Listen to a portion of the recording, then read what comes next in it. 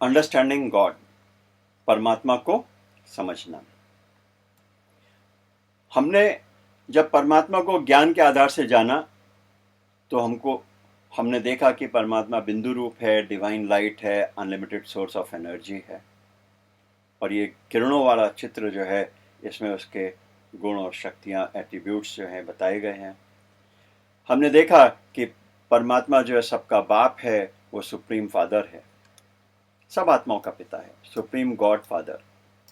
वो जन्म मृत्यु से मुक्त है, जन्म मृत्यु के चक्कर में नहीं आता है। उसके गुणों को हम जो है लिमिट में नहीं लाते। कहते हैं अनलिमिटेड सोर्स ऑफ एनर्जी है, वो ज्ञान का सागर, आनंद का सागर, पवित्रता का सागर है। उसकी एक्टिविटीज में हम कहते हैं कि वो लिबरेटर है, गाइड है, प्योरीफायर है, डिस्ट्रॉयर ऑफ सिन है। उसकी महिमा हम ये उसका जो एक कर्तव्य है कि वो सर्व मनुष्य आत्माएं की जो पूजा करती हैं, किसी भी इष्ट देव की, किसी भी फेथ में, सबकी शुभ मनोकामनाएं पूरी करने वाला एक परम पिता परमात्मा शिव है। हम उसका नाम शिव है। शिव का अर्थ होता है सदा कल्याण करने वाला।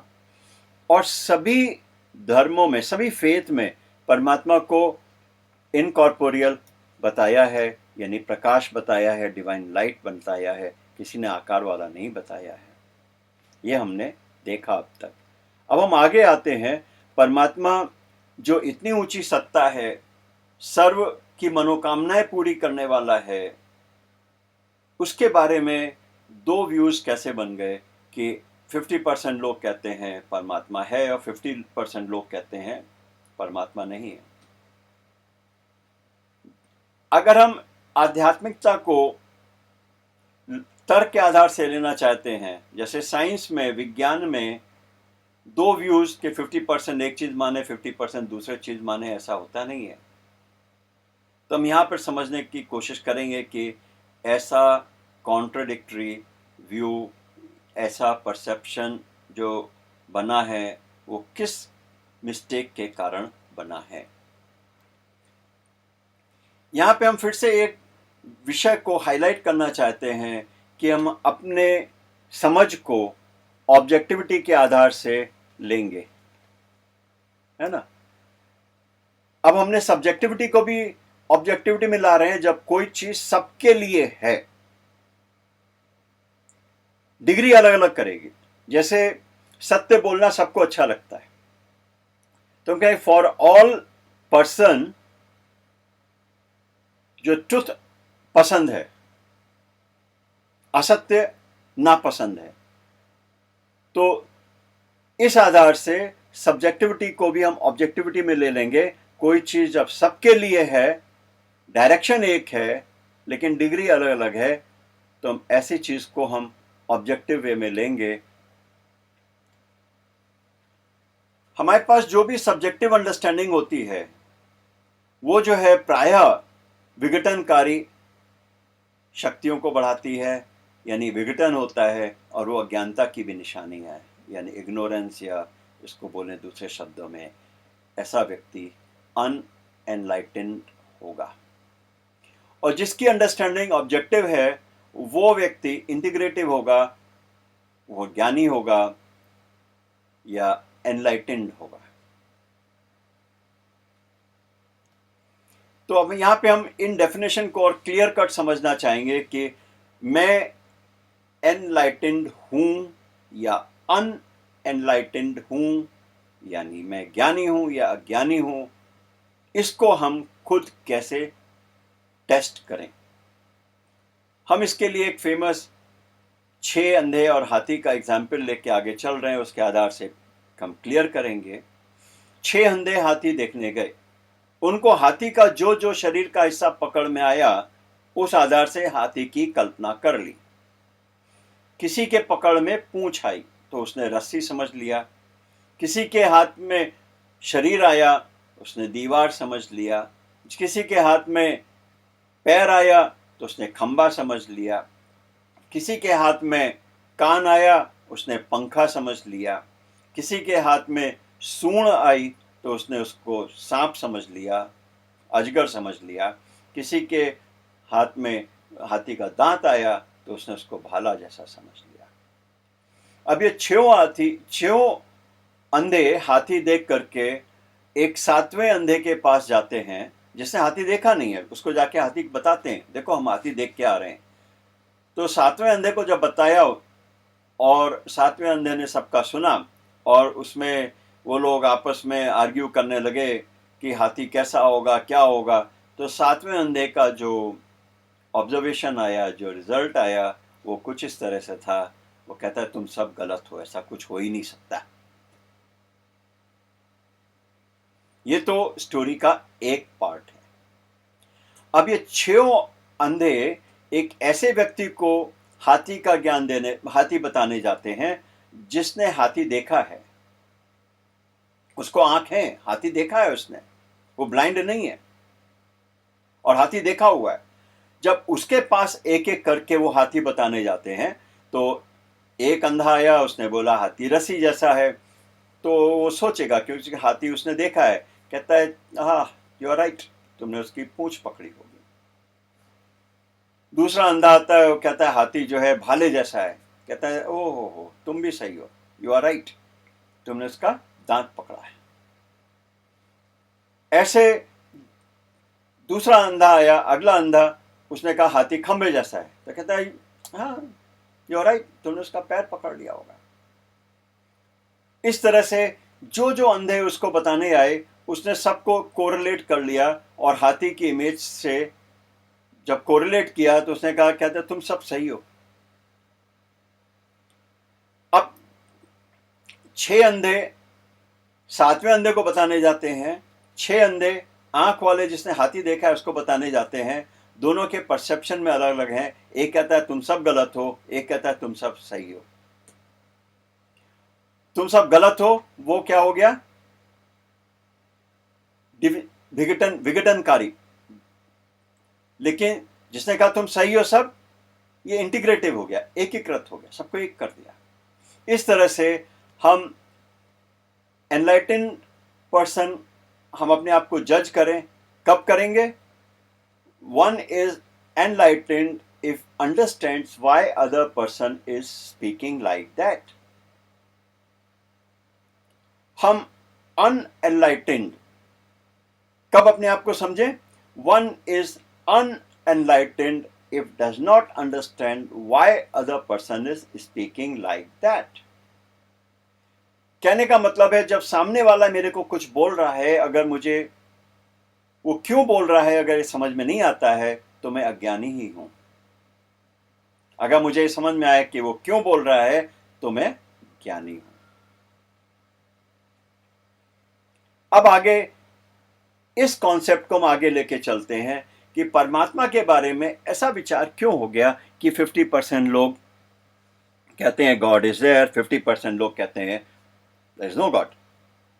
वो कौन सी ऐसी मिस्टेक है जिसको हम करेक्ट कर लें तो हमको ये दोनों सब सही लगे? हमने परमात्मा के लिए एक ही मिस्टेक बहुत बड़ी की है, जो बोल दिया परमात्मा सर्वव्यापी है। ये बिगेस्ट मिस्टेक है।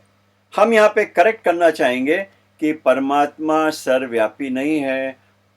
उसके लिए हम तर्क के आधार से इसको आगे बढ़ाएंगे। जैसे हम यहां से शुरू करें कि अग्नि है, अग्नि जो है 5 एलिमेंट्स का एक पार्ट है। अग्नि भी अपना गुण दिखाती है। उसमें इम्प्योर गोल्ड डालो तो गोल्ड तब के प्योर हो जाता है, ये उसका गुण है। अब देखो परमात्मा के गुण हमने क्या बताए?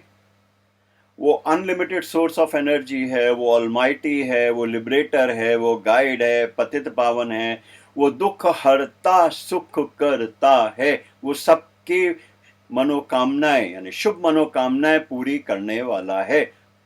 अब इसकी इतनी सारी शक्तियां हैं, अनलिमिटेड है, ऑलमाइटी है। अब उसके आगे अगर ये उल्टे काम होते हों तुम क्या कहेंगे?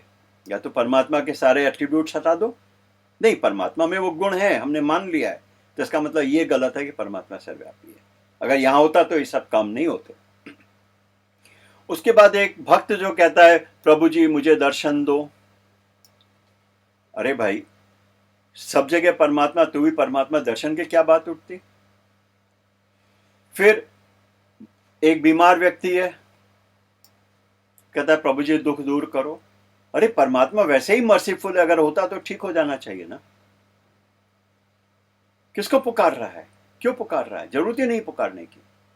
और उसके बाद गीता में लिखा है, जो फेमस श्लोक है, यदा यदा हे धर्मस्य ग्लानि भवति भारत, जब जब अधर्म फैला होता है संसार में, अधर्म का विनाश कर सद्धर्म की स्थापना करने के लिए परमात्मा अवतरित होता है।